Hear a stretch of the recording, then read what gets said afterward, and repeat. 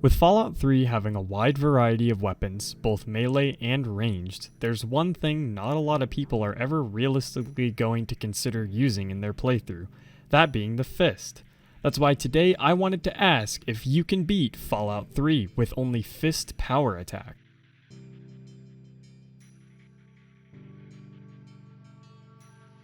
Dad said the name I chose was very fitting, which was kind of concerning to be honest. I woke up as a baby and immediately went over to assign my special stats. These were going to mostly focus on strength and endurance this run because, well, fists. I went to my 10th birthday party, which was pretty boring. I just kind of had to sit through this as usual. And we came to our first issue, that being the BB gun. Yeah, so I'm using this to kill the Radroach because screw doing this run as a baby, I'm not doing that. So I made sure that I got a great picture with Dad after booping Jonas in the head with a BB, which was funny.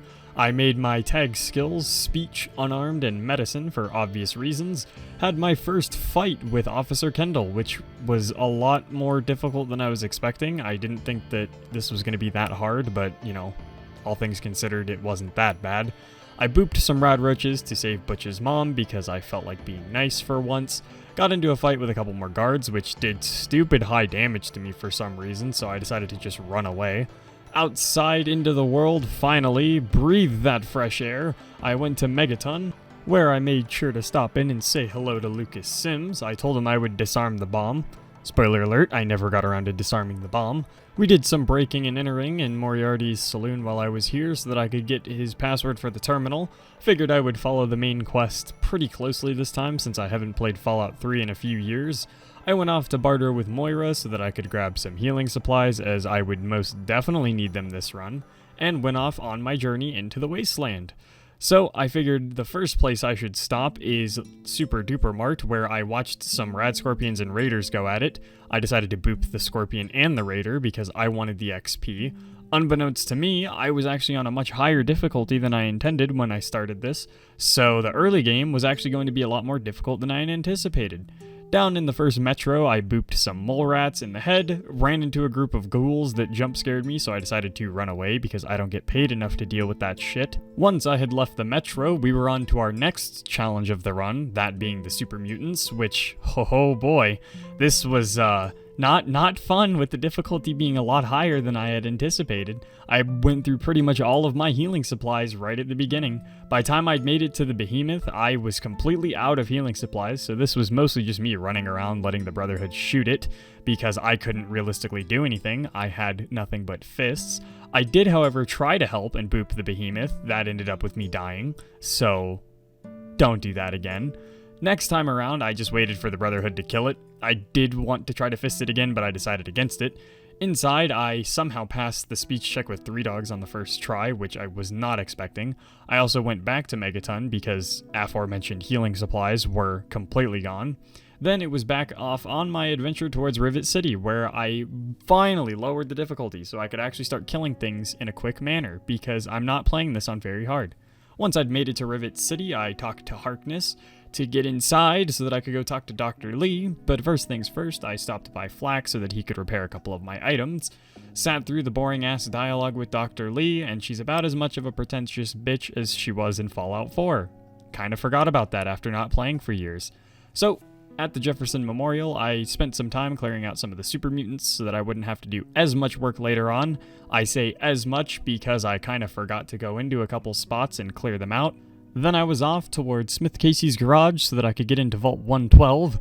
Nothing much happened on the way there except this super mutant completely ignored me so that he could shoot at a random wastelander. Not entirely sure why he ignored me. The rest of the run there was pretty much uneventful. Inside was just a scandal for PETA, honestly. I was just kind of bullying animals. I made it inside the vault where the Robo-Brain told me that I was 202 years late. I put on my vault suit, sat in the no-no chair, and made it into Tranquility Lane, where my first stop was the abandoned house to activate the failsafe. I watched the Chinese invade and mow down all my neighbors, which was pretty funny. I kind of forgot that this was a thing. Made sure to boop Dad on the nose on the way out, and once we'd escaped the vault, he decided that we should kill some cows. So more PETA scandals. Lovely. Once I'd made it back to Rivet City, it was dark as hell for some reason. I'm not entirely sure why, so I waited until morning, which was redundant as I needed to go talk to Dr. Lee again, and then we were all off to the Jefferson Memorial so that I could clear out inside. Yeah, I didn't intentionally leave things inside to clear out, I just kind of forgot that I had to go into the basement to kill a couple things, so, yeah. I went back down there, started clearing everything out, got all the boring repair mini jobs done, whatever that is with that.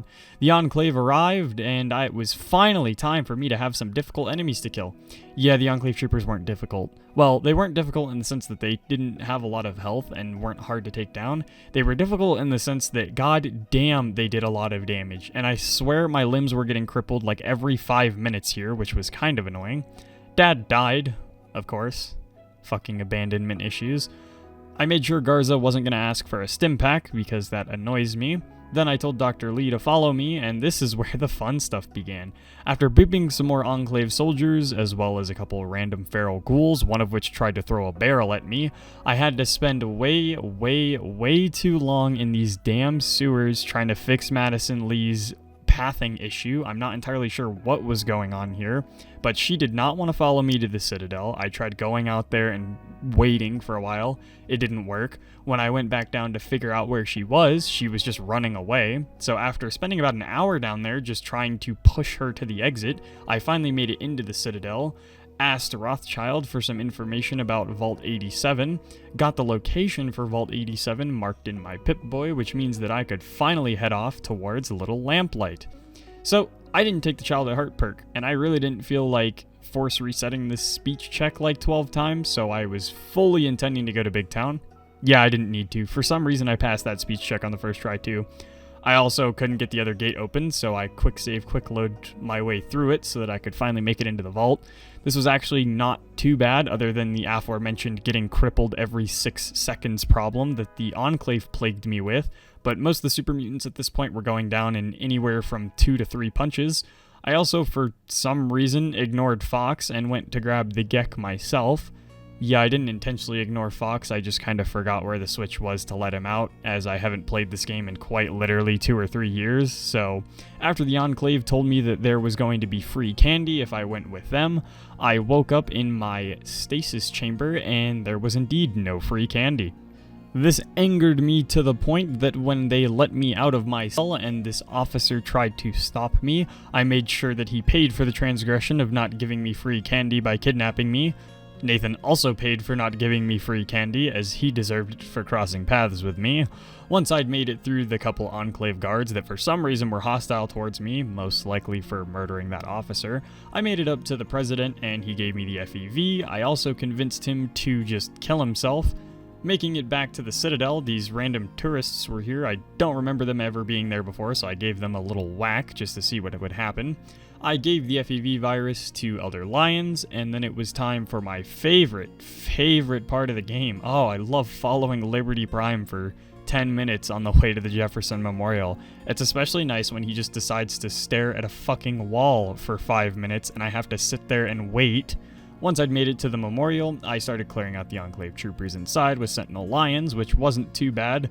They didn't have the heavy Exo 1 version of the armor, so I made sure to boop Colonel Autumn, as well as the 2 guards that he had with him, which actually took a lot of hits to go down. I wasn't expecting them to be this tough, but it was nice to have a tough enemy right at the end. For some reason, Sentinel Lions took about 10 minutes to wake up, so I had to just sit here and wait. And I told her that she could fuck off and go into the Purifier herself and start it. And with that, I did beat Fallout 3 with only fist power attacks.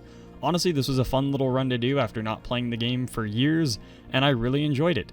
As usual, I hope you guys enjoyed the video, and if you have any suggestions, leave them down in the comments below. I hope you have a wonderful rest of your day.